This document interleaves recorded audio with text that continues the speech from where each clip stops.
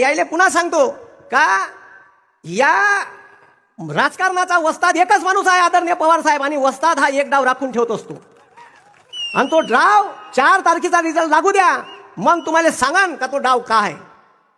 कारण पवार साहेब असे माणूस आहे का सकाळी माणूस पाठवायचा, शपथ घ्यायची, लंकेला आग लावायची, 3:30 वाजता राजीनामा देऊन वापस आणायचा. हे एकच माणूस करू शकते.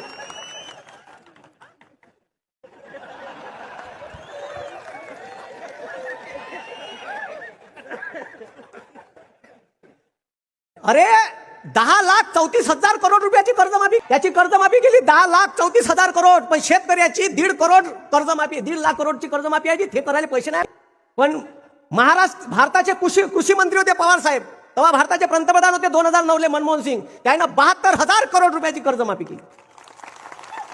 हे का सांगते? त्या दिवशी भाषणात बोललं मंगळसूत्र. अबे तुझ्या बायकोच पाहिलं पहिले, तुला कुठं टाकून ठेवली. अरे सिलेंडर 430चं सिलेंडर महाग वाटे, त्याला 1130 नेलं. असे त्याला का महागाई समजायची ज्यानं बायको टाकली जाय ना. काही मुख्यमंत्री असे आहे का भव्य कपडे घालून बसले, लेकरच नाही तर त्याला महागाई का भिंड समजणार आहे. अरे बरोबर आहे का नाही? आम्हाला विचारा, आमचे लेकर आहे, प्रपंच आहे, महागाईचे चटके आम्हाला समजते. तुम्ही बायका टाकल्या, तुम्हाला का भिंड समजणार आहे. महागाई भाग आहे हा, म्हणजे खतरनाक आहे. हे आता जे विखे पाटलाचं पोरग इथं रेडीमेड आणून ठेवलाय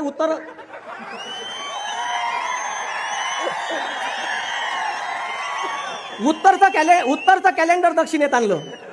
2026 ले लोकसभेची डेडलाईन डिलिमिटेशन म्हणजे मतदारसंघ पुनर्रचनाची संपणार आहे, आणि भारत सरकार एक कमिशन नेमन आणि मतदारसंघाच्या सगळ्या बॉर्डर चेंज होईल. तेव्हा ह्या का करण, ह्या जर तुम्ही निवडून दिला, हे इच्छी डेव्हलपमेंट नाही करणार, तो तिची करण. कारण ते पार्सल तिथं वापस जाणार आहे डबल. आता राखीव आहे म्हणून ते इकडे उडी मारलं त्यानं, समजलं का? म्हणून हे समजून घ्या, मी तुम्हाला सांगून राहिलो. म्हणून येणाऱ्या निवडणुकीत ठीक आहे.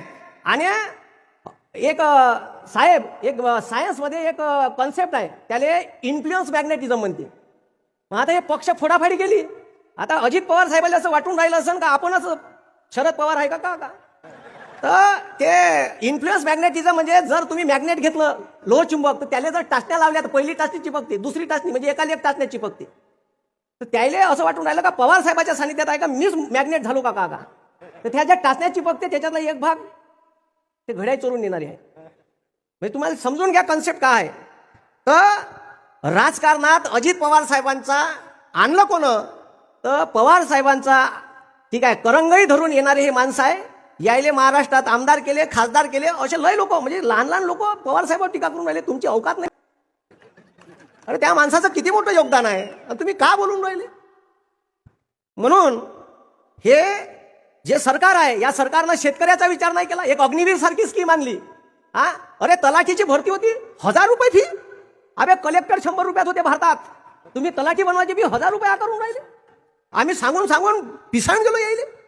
इकडं 75,000ची भरती काढली, इकडं महाराष्ट्रातल्या 238 वेगवेगळ्या क्षेत्रातल्या यायनं नोकऱ्या 238 क्लास 2 क्लास 3च्या पोस्ट ठीक आहे कॉन्ट्रॅक्ट भरतीचा GR काढला आणि प्रायव्हेटायझेशन करून टाकल्या. मला समजलं, मी आंदोलन केलं त्या वर्दीत, आणि दुकानं टाकले. मोदी चायवाला, बेरोजगार पकोडा सेंटर, त्याच्याच भाषेत त्याला थोपकारात आणली.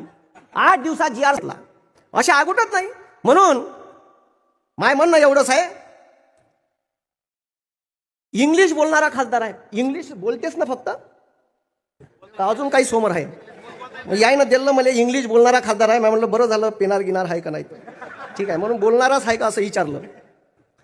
तर अना तुम्हाला सांगतो, हे भविष्यात बीजेपीचा प्लॅन आहे का. हे उरली तिकडे गेलेली शिवसेना आणि तिकडे गेलेली घड्याळ आहे, हे खतम करायच्या मागं आहे. मोजून 4 सीटा दिल्या 48 पैकी.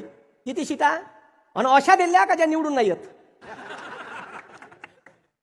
मग तुम्ही विचार करा आता. म्हणून येणाऱ्या निवडणुकीत आपल्याला हे समजून घ्या का आपल्याला इंडिया अलायन्सचा एक उमेदवार वाढवायचा आहे, आणि 273चा संसदेचा सरकार स्थापन करण्याचा आकडा आपल्याला जादुई आकडा पार करायचा आहे.